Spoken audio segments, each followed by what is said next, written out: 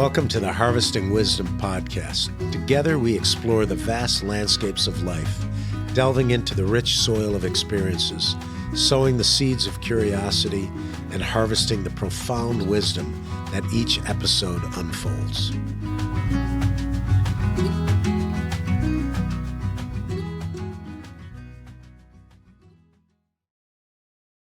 When you were younger, when you were a kid living and working on the family farm, you're in the same general area, right? Same latitude, just on the other side of the Baltic. But, Yeah, but quite. soils are, would you say, a little acidic, a little clay, a little more clay-based? Where I'm born, it was quite sandy.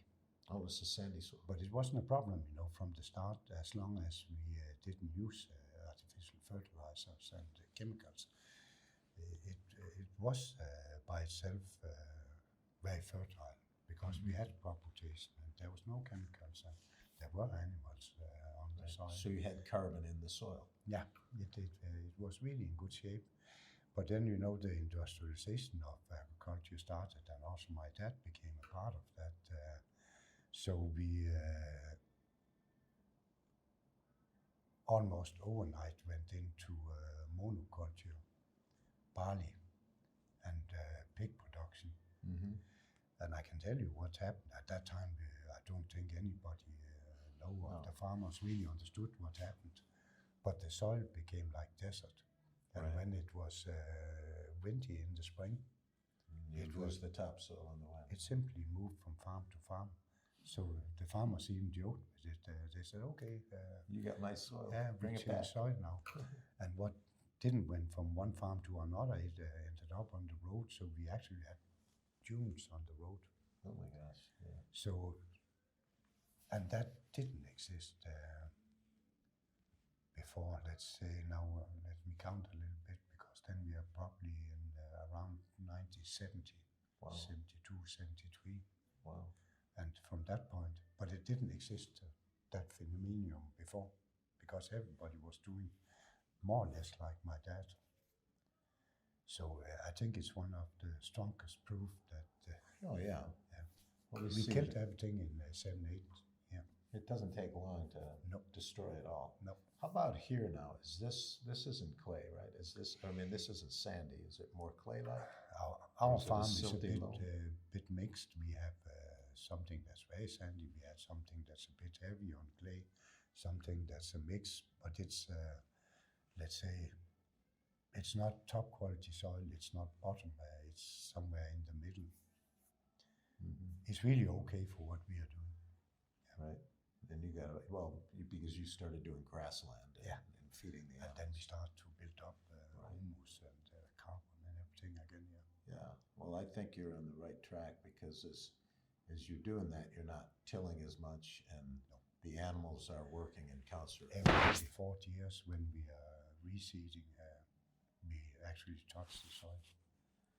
So we are reseeding around 150 hectares every year. Yeah. And then we are doing it in the autumn, so it means we keep the land green also.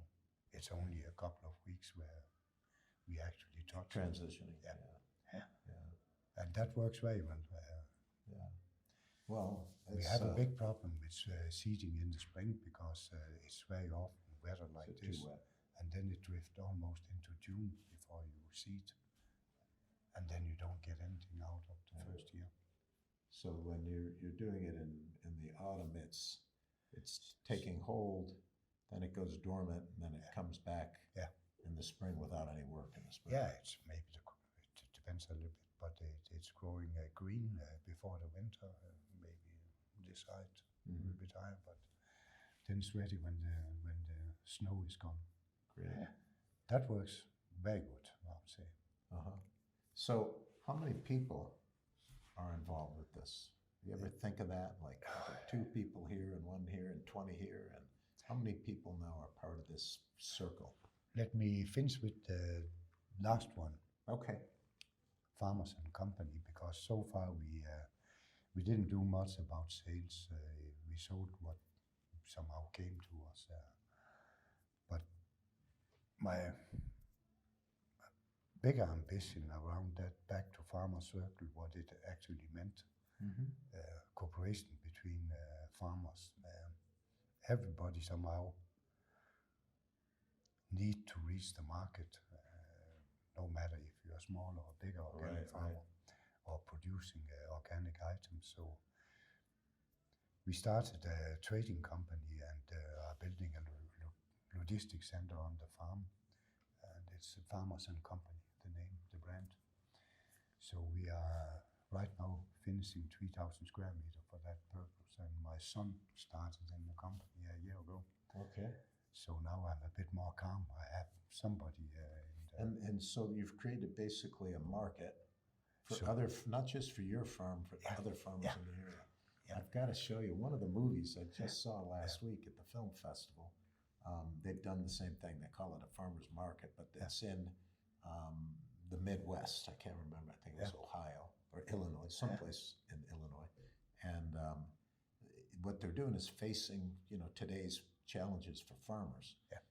If you're not a big corporation, you're a small farmer, you have to get to the market. You have to have a demand. You need to know what the demand is, because how do you raise several hundred cows when you don't know that you can sell those cows? And because at some point you have to cover your costs, right? So that's also why our slaughterhouse is not only working for us. We are doing contracts with neighbor farmers, right? And it's more cost effective for them. Yeah. And so it works out. Yeah, sometimes we can give them a bit better price also, because we do the value add thing on top. That's one part of the production on the farm, because we also have something it's called the farm lab, but we are doing products on top of veggies, what we are growing in our veggie garden. So that's another production line. Do you have any greenhouses? We have, but they're very primitive. As I said, that side of our farm is underdeveloped so far. We have a lot to do there. I don't know if we are. You talked about a Korean system. Wheat is the biggest problem. Labor cost. Yes. I don't know. Maybe I'm looking a little bit into robots. Yeah. Well, I'm not an anti-technology guy. No, I think there's because there's a point to it, but some of this regenerative farming, we fight ourselves with some of our practices. So, like, you found animals are a big part of your solution. You can sell them. You can sell their product. They fertilize. They can eat down the crop. So that's part of the regenerative thing, is that it is a circular setup. And there's still tweaks in the system that if you employ, I think there's less labor involved, which ultimately in any business, we all say we like our employees, but the most important thing is finding a way to get rid of each and every one of them to save money. That's the deal. That's unfortunately how it is, and I don't know, I think laser is quite a promising thing. Yeah. To fight wheat, because you can be very selective. You can use it for thinning your veggies also if you want, and it can have many purposes. You can even go on grassland if you have wheat problems and probably hit the things you don't want to have. There's a guy. So I podcast with a lot of different farmers and a lot of university PhD guys, and one of the guys is. Got a system. He's at the University of Michigan, Bruno Basso, and is an Italian guy from Italy originally, but he's took over a department, and he's using satellite, and he uses drones, and he's been able to save commercial farmers because he's not really working with organics, but he's got over 3 million acres that he monitors that. He's saved about 24-25% of nitrogen. Yeah, you see. Right, but he's also able to determine spots on the farm that are just not productive. Yeah. So he says, to farmers, take it out. Don't use that. Take it out, or take the next 5 years, 10 years to work that soil back into shape. Or give it back to nature. Or just leave it, and that's part of it, right? So, in other words, a lot of farmers will spend a fair amount of their money trying to work on areas that they're never going to get a return for. And if they just never invested in that to begin with, they'd save money across the board. So he's got a pretty cool system that's in place. I said we have 650 hectares, but that's declared. Probably we have 50 hectares that anyways in nature. But the beautiful thing about that is we can fence it also and let the cows maintain it. Because when you have bushland and wet areas without big animals, it's anyway not that good for nature, you know. Right. We are missing the big animals. The big animals, the thing about it, and that there's a great series of movies that I'll share with you called Peter Bick, and it's Roots So Deep the Devil Can See Him. And he's taken regenerative farms. I think he took 5 different farms. Each farm had another traditional farm next to it, and they were all cattle farms. You know, and he showed how if you went regenerative, they increased their the number of livestock by 30%. Their profits were higher, but they got rid of all chemicals completely. And they now you see that soil and the diversity of plants and the diversity of, you know, arthropods, the bugs, everything he's got going. But the most important thing to me was the labor went way down, you know, and ultimately it takes several years to make that transition. It's definitely not easy. And, you know, looking in the future, we would like to improve our rotational grazing much more than we actually do. And that's the secret. Yeah, and then sometime when you see something that actually could work, I'm not afraid of technology because I think it's needed. Yeah. And I think it can improve. Well, you certainly need the technology to analyze what you're doing. Yeah, but you can take something like virtual fencing. Have you heard about that? Yeah. Mm-hmm. It's all laser stuff. Mm-hmm. Yeah, but it's just a corner around the cow neck, and you don't even need a fence. So I have a landscape company with a big commercial company, a landscape company, and I use battery-operated tools from China. There's one guy who's the genius behind the battery systems on all of them. So it's great because there's no noise. Don't have to change oil, and I don't need mechanics to work on it because it's like an electric car. You don't have fan belts and spark plugs and other problems, right? But the cool part is for us now is we're getting into robotic lawnmowers for everything. So the lawnmower, you know, it'll drive itself off the truck, and you set up a perimeter, and then the lawnmower goes and it stays within the perimeter, and it doesn't get tired, and it can go back and forth, and you can cut it in both directions. But it's a robotic tool. So why not? Yeah. It's but you know, sometimes then you get in the conflict between rules, certifications, because in the organic certification we are not allowed to use virtual fencing. Because it's organic. Yeah, but you know, it's new, so somehow nobody was even thinking about it could come up. And then they are looking in the regulations and they don't really know what to do. Right. Then they find a point where it's said that you are not allowed to train animals, like circus animals, and use that for like a reason for not allowing it. But it's crazy because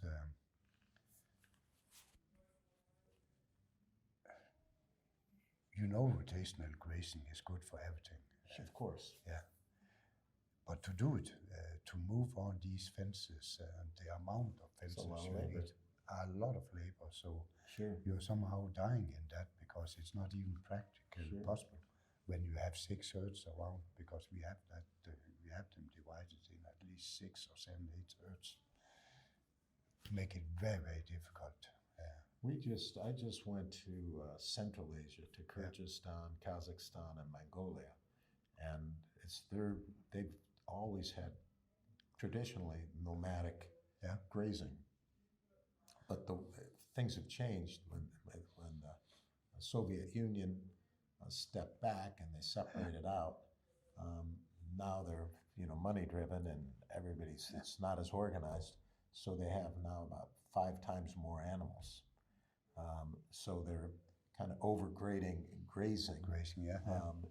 And the other issue is that the climate is now changing to the point where it's extremes. So I can't remember the term, but not every year, but almost every year, every other year, there's areas that get extremely cold for too long. And the family that might have 80 different animals will lose all the animals because they'll freeze to death because the freeze is so severe and it lasts so long. There's no way to shelter the animals, that kind of thing, and then they lose everything. So we're seeing that kind of pressure, but the grazing concept, like in Kyrgyzstan, it's almost all mountains. So they go up in the summer, and even if it's getting warmer, it doesn't matter, they can go up further. Right? And then it's a bit like Austria. Exactly. They can come back down. But that's I think these are the but that's a very important point, because you shouldn't have more animals on your farm than you actually can feed on your farm. Right. There has to be a balance. With correct grazing practices, however, you can actually raise more animals. You can increase that. This we see already. I'm not sure where our limit is, but we see it already, like the grassland get more productive. Right. Then we can increase the herd. I'm not sure where we will end up, but some it's much more as 30%. It's probably, but it's for sure much more than I believed from the start. This I see already. Well, think about every business you've been in, right? When you look at your gross profit or your net profit, right? I don't know, there's some businesses for a short period of time that do more than a 10% net profit. But it seems to me like the formula is always, if I can make 10% on something net, I'm happy with that. And if we're talking about something like in agriculture, it's pretty simple. If you have an orchard and it now, instead of that orchard lasting 25 years, it can last 75. That's 3 times more revenue coming in, right? And it's the same thing with the animals. If you could have 30% more animals, and you're not doing anything different, right? I mean, you're not spending more money. You're not buying a new tractor or a new chemical. Not when you have built it up to the level. Right. Then you don't invest more, because then it's sustained itself. And now you got with a 30% increase in your product. That is a tremendous profitability. Enormous difference, So we right now we came out of last year with minus 140,000 euro in EBITDA, and if it was not because we made some mistakes with the herd, we would have been in profit this year for sure. And we are coming from minus 700 when we were in the middle of the rally of death. And I can calculate now that we will, in 28, we will make €500,000 in profit. That's so great. It's a crazy journey. And it's not because we are, in fact, what we are doing is better and better for the soil, step by step. So slowly, it somehow goes hand in hand. But I've talked to a lot of farmers, and they've always told me, without any help from the government, it's a matter of time, because commodity prices drop. You might have a problem with a particular bug or a fungus that you didn't identify fast enough, and you lose your whole crop, or you have problems with your water supply, whatever. It's a tricky business. The farming business is very tricky. In Europe, it's basically carried out. It's carried by EU support. Right. I think not many farmers would make it without that. And I don't see that as necessarily a bad thing, because if you just otherwise, the reason I want to do is make windows, and then nobody's going to eat. You know, so you have to, at some point we all have to eat, right? So, and if you don't have some kind of safety net. I have a little bit different opinion on it. I think it's been guilty in driving down the prices to a level where, you know, consumers actually don't pay much for food anymore. Yeah, right. I guess when I was I can buy, you know, I think it was normal you spend 20-25% of your income on food. Sure. In America, I know you are down to 8%. Yeah. Europe is maybe and it's 10, caused 11. a problem, right? Because now it's shit food. cheap commodity and nobody cares about the quality and the health or the soil health. So I'm not so sure this support thing is for the better. I guess it depends on how the government's helping. Yeah. So if you have a wildfire, or if you have maybe a drought this year, emergencies, I think is what I'm talking about. Not more like insurance. Yeah. The thing about in America, though, the large farmer is protected, not the small farmer. So what we see is less and less small farmers, more and more big farmers. Yeah. And we have a lot of foreign farmers. There's a fair amount of the farmers in the United States are from Saudi Arabia, or they're from other places. And that's not necessarily a great thing either, because they're not concerned with soil health or water or any of these things, you know. So it's a complicated setup. So it's big operations that are buying farmland and yeah, they keep getting bigger. Yeah. And there's from, less and for less example, small. Saudi Arabia. Yeah. Yeah, Saudi Arabia is in our backyard, right next to where I do composting, and they are growing alfalfa. And there's a water, you know, we're in a desert, so the aquifer is limited, but the aquifer is being tapped to grow 30,000 acres of. I have been in Arizona. I went for Rolling Stones. Oh, you did? That was a while ago. Not so long time ago. Oh, no? No, I think it's 3 You years went. You ago, went all the way to Arizona just to see the Rolling Stones? To be honest, I went to Omaha for Warren Buffett. Oh, first. Saw him before. And then I realized that Rolling Stones were in Phoenix. I said, I'm not going home before we. Wow. Okay. Yeah. I've seen them both. So I have been there in that desert. It's really hot. What time of the year were you there? I don't know. It was 40 degrees or something. Oh yeah. Very hot. Yeah. In the daytime. That's what we. No, I know. It was in May. Oh yeah. Well. Because the Buffett is also always start May. We were 109 degrees 2 weeks ago in winter.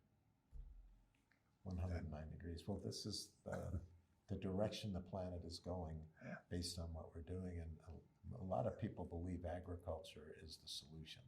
I believe agriculture is the solution for climate, a lot of the climate issues that we have.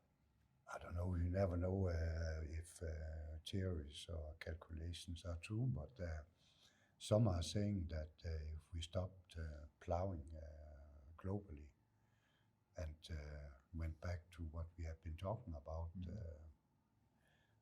minimum intervention with the soil, we could absorb all the excess carbon in 10 years' time. Yeah, for 10 to 14 years. Yeah, 10 to 14 years. Well, the other thing is we're losing about 30 billion tons of, it's a billion or trillion tons of soil worldwide every year, because we're not, you know, monoculture, you finish monoculture, there's no carbon in the soil, there's no biology in the soil, so there's no structure. Yeah. The wind comes or the rain comes. Yeah, well, from my own small village 60 years ago, what I saw, without understanding at that time what was happening. Yeah, right. Nobody did. Right. And I think these are the transitions. So, you know, maybe I'll come back and I'll film you at the farm, because we are starting to create a documentary on regenerative farming. Not just regenerative ranching, which is the moving around of cattle, but actually how are you actually transitioning your soils to be able to grow crops and to be able to grow vegetables in a regenerative fashion. And it's in fact where we are trying to head. Yeah. but every farmer needs to have a path. Yeah. And the path has to be, okay, how much is this going to cost me? And will it work? That's the big thing. And then at what point will this start turning profitable for me? The farmer is a business guy like anything else, right? Yeah, and that's what of course it has to be like that, right? Because and you start to say, as you said very correctly, nothing will survive if it can't at least feed itself. Minimum, yeah. And for a farmer, it's not enough that it feeds itself. He also needs to live. Yeah. Maybe I can be a bit more flexible in that because I have other ways of living. But anyway, it's not all the mistakes you're making.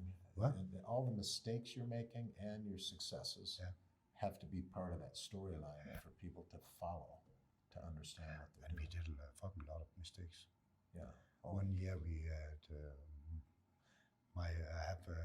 it sounds funny, but my main people with the cattle are girls. It's women's. Normally it's men, you know. Because 51% of farming around the world is women. But exactly to take care about cattle, it's a bit that's more different, right? Yeah. And are they on horses? No. No, that'd be a picture. But you know, I was very busy with building this up from 2020. We opened this place in 2020, so I had to bring that in balance. So I was not spending that much time as I wanted at the farm. Mm-hmm. So 2 years ago, I somehow started to concentrate much more about the farm again. That's also why we are improving.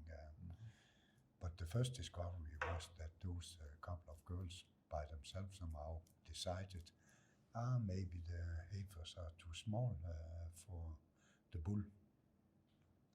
And what happened? We lost more than production of 120 calves. Wow. And we are suffering from that exactly now and next year. That's why we are not going in profit. Got it. So, you know, one mistake can one be, decision. Yeah, one. And I didn't catch it because I could never imagine somebody get that idea.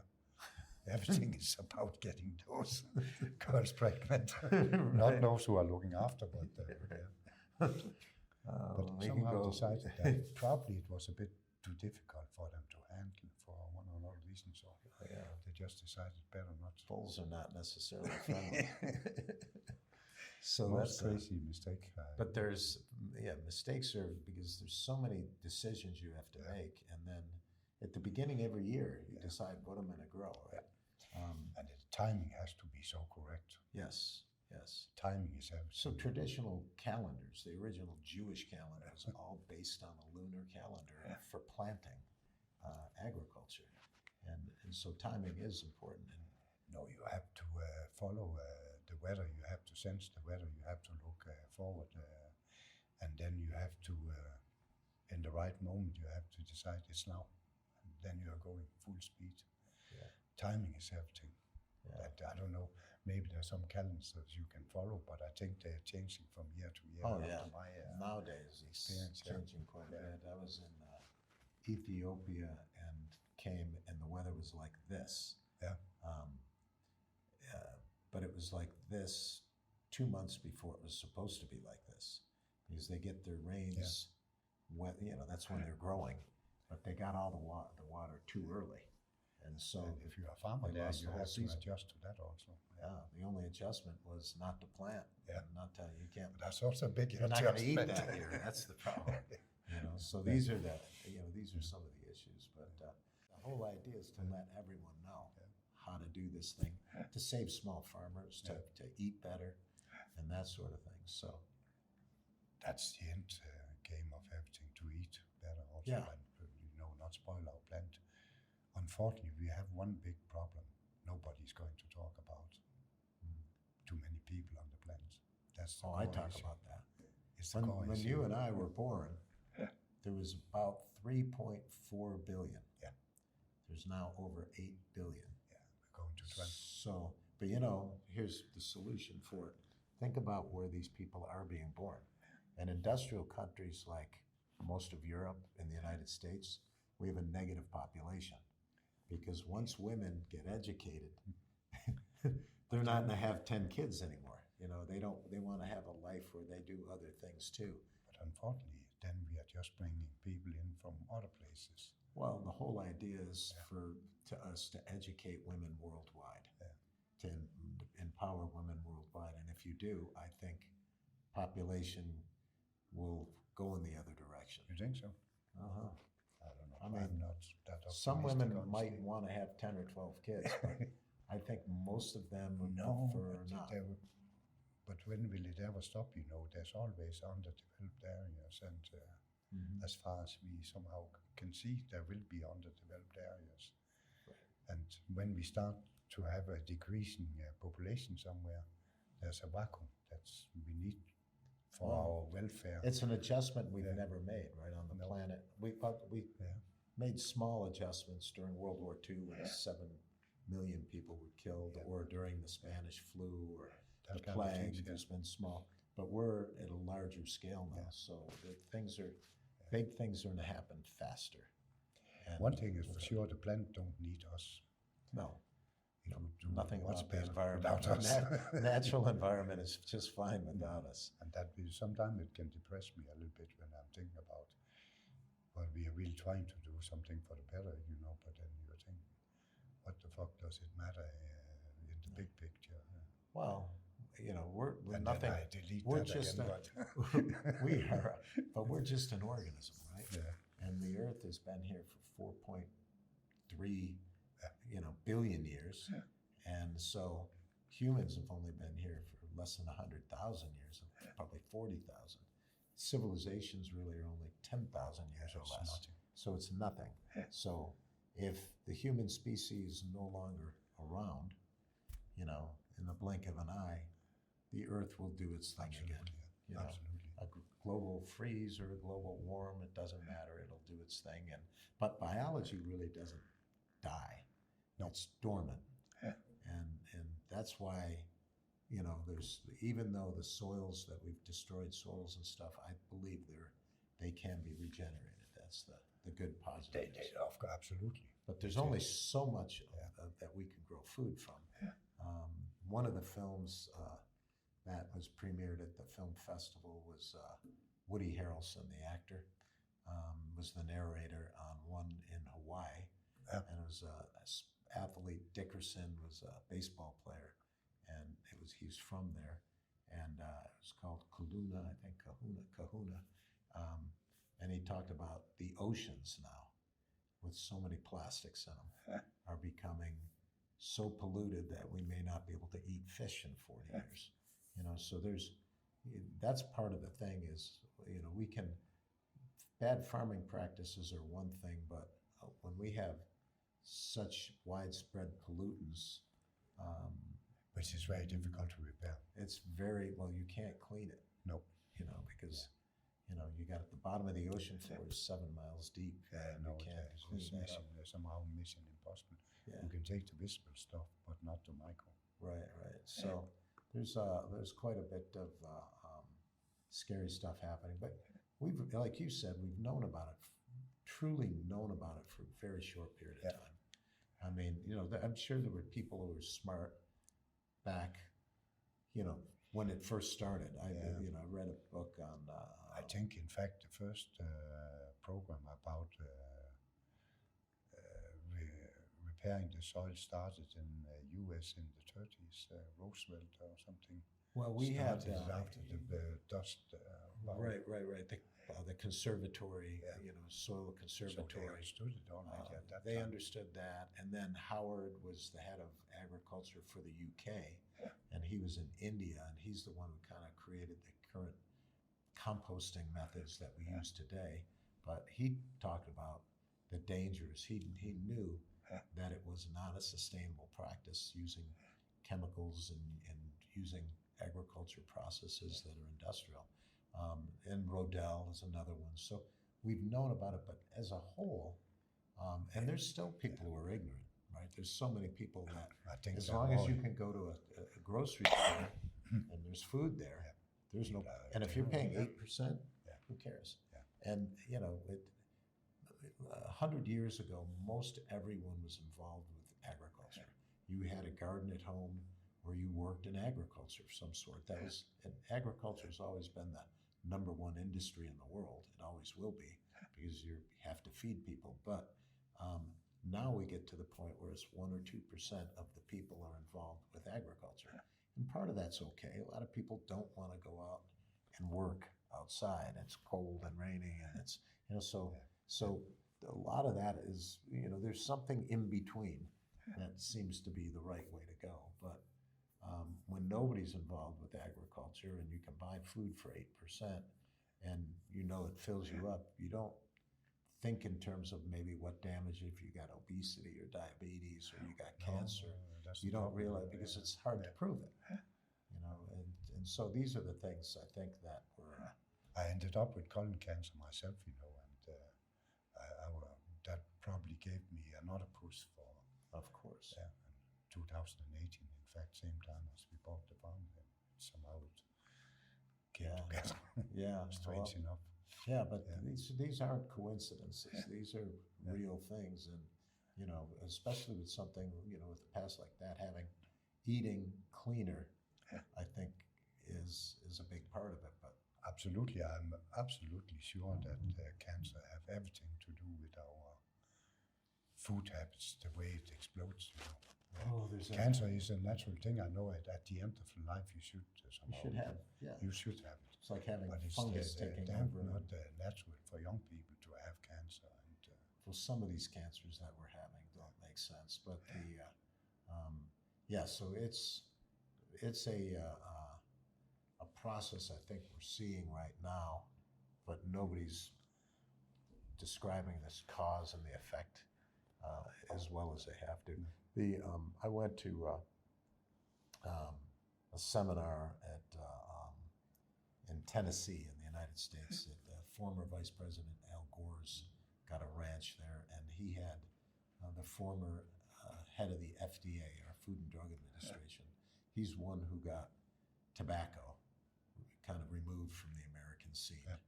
You don't see it in restaurants, you don't see it out on the street so much, but he now has got a new book called Food or Fiction. That you should, I don't know if you read it. It's only a year old or so, but he believes that the problem is processed flours. So if you're doing the processing of to make pastries and breads and fried foods and all that, he says that the food goes from your mouth straight down, and it doesn't really go through your intestines, so your body's not processing it. So you're gaining the calorie, you're gaining the sugar, and it goes, and that's what's doing the damage. And everybody's going to want to have a piece of candy once in a while or a glass of wine. That's a different story. But when every part of our food is with this flour, in which or other hyper-processed seared, it's not only flour. It's you change a lot of different food from something that's basically healthy, but after it's been in the machinery, it's nothing left in it. And it has introduced toxins in it.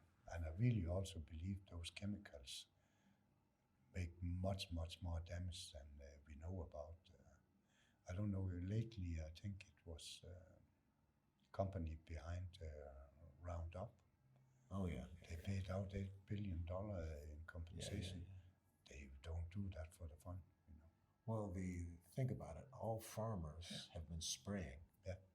And most of them, they don't have a protection or anything. They just part of their deal. They go out, they spray, and it's on a windy day. They're digesting it. And so there's a lot of incidents of disease, I think, for farmers using those methods. I think lately I was trying to dig a little bit into Lithuania, how much of the food where you actually find leftovers from these pesticides, fungicides, whatever it is, and I think it's 40%. Wow. Where you find leftover somehow. And the crazy thing is that in EU it's decided that in 2030, 25% of the land should be organic, which is a good decision. Yeah, it's a good number. It don't really move in Lithuania as it should compared to other countries. it's also decided to reduce those pesticides, fungicides, etc. With 50%. In Lithuania is growing because Lithuania is becoming very much country growing wheat and rapes, and the biggest consumption of chemicals are in those two types of and wheat is again bread. And then rape seeds end up in a lot of oil also for food. If you've, you're playing around, I'm sure, with your chefs on what to grow. I grew, we had a community garden in downtown Phoenix, 17 acres, I guess that'd be like 7 or 8 hectares maybe. And we started growing a winter wheat that was a Pima and a Sonoran wheat, which is our desert, right? And they were heirloom seeds from 1,000 years ago from the Hohokam indigenous people. That's for sure to the better. Oh my God, I grew that stuff and it tasted different. It tasted a little crunchy, but we didn't over process it. And we used some of the honey from that we had beehives on the property, and just that's how we sweetened it. And it was some of the best bread I've ever had. And he and I'm here with Rocco, and we travel into Europe quite a bit. And we notice when places like Ireland, they're pretty organic based, right? All their meat production and the whole thing. And when you go into Italy with the Orm wheat that's grown there, it doesn't quite have the gluten. I think that the wheat that took over in 1970 or so from a guy named Burlong designed this it's a hybrid wheat. That just never, I don't think, processes through your body that well. But now they say 70 or 80% of the wheat in the world is that wheat. No, I'm very, very skeptical of engineered food in general, Right. Where we start to change something natural, it makes me skeptical right away. And we lose the diversity of seeds. Yeah, but the plant spent millions of years somehow to create something, and then humans are jumping in and think we can do something better. We can do it in a couple of weeks. Yeah. And something that was co-evolving for then we discover a million 30 years later that it was bullshit. Well, the problem is we find out the mistake too late. Yeah. Like right now, you and I are talking about, nobody really paid that much attention when we were kids. We didn't pay attention, and now we're more aware of this industrialization of farming. Also, I didn't understand what we were doing. Right. Together with my dad, I also had a farm for some time together with him, but absolutely, I had no clue about what we were doing because we just saw more and more yield. And there was no demand for high quality food, healthier food. We talked about it was just about yield. Right. Yield. Yeah, and the we price called of the it Green Revolution in Europe, in fact. Right. It came after 69, 70, somewhere in that time. It started, in fact, in 58 when I was born, because the first cross-European food policy was decided. It was called the Rome Treaty, because we were in lack of food at that time. Oh. So that became the push. Yeah. And it was just about growing more and more and more.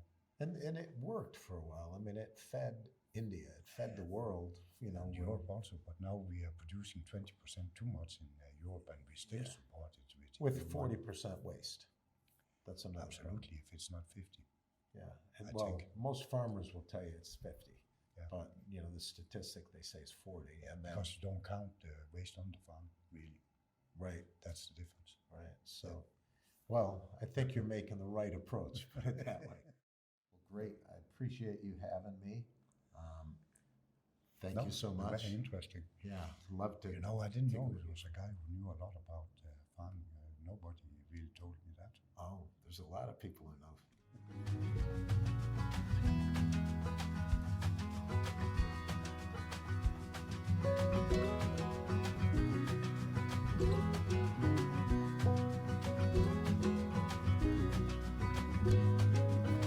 Thank you for joining the Harvesting Wisdom podcast. Click subscribe and like for ongoing insightful conversations. Explore our webpage for show notes and additional resources. Visit our guests' webpage for deeper insights. Your engagement is the foundation of our journey, and until next time, keep pursuing wisdom.